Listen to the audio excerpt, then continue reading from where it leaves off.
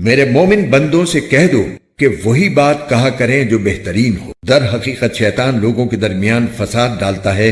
شیطان یقینی طور پر انسان کا کھلا دشمن ہے۔ تمہارا پروردگار تمہیں خوب جانتا ہے، اگر وہ چاہے تو تم پر رحم فرما دے اور چاہے تو تمہیں عذاب دے دے۔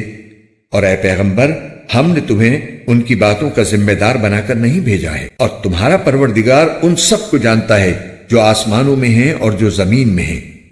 اور ہم نے کچھ نبیوں کو دوسرے نبیوں پر فضیلت دی ہے، اور ہم نے داؤد کو زبور عطا کی تھی۔ جو لوگ اللہ کے علاوہ دوسرے معبودوں کو مانتے ہیں ان سے کہہ دو کہ جن کو تم نے اللہ کے سوا معبود سمجھ رکھا ہے انہیں پکار کر دیکھو، ہوگا یہ کہ نہ وہ تم سے کوئی تکلیف دور کر سکیں گے اور نہ اسے تبدیل کر سکیں گے۔ جن کو یہ لوگ پکارتے ہیں وہ تو خود اپنے پروردگار تک پہنچنے کا وسیلہ تلاش کرتے ہیں کہ ان میں سے کون اللہ کے زیادہ قریب ہو جائے، اور وہ اس کی رحمت کے امیدوار رہتے ہیں اور اس کے عذاب سے ڈرتے ہیں۔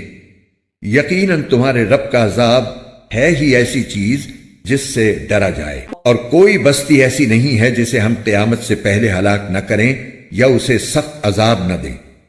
یہ بات تقدیر کی کتاب میں لکھی جا چکی ہے، اور ہم کو نشانیاں یعنی کفار کے مانگے ہوئے معجزات بھیجنے سے کسی اور چیز نے نہیں بلکہ اس بات نے روکا ہے کہ پچھلے لوگ ایسی نشانیوں کو جھٹلا چکے ہیں۔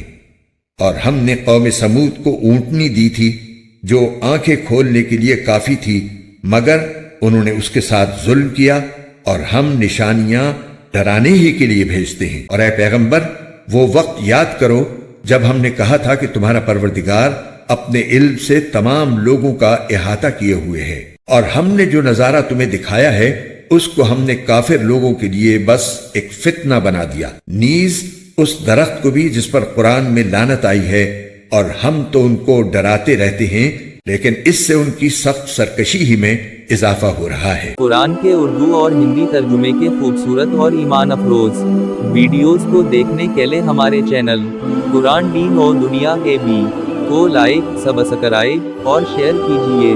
شکریہ۔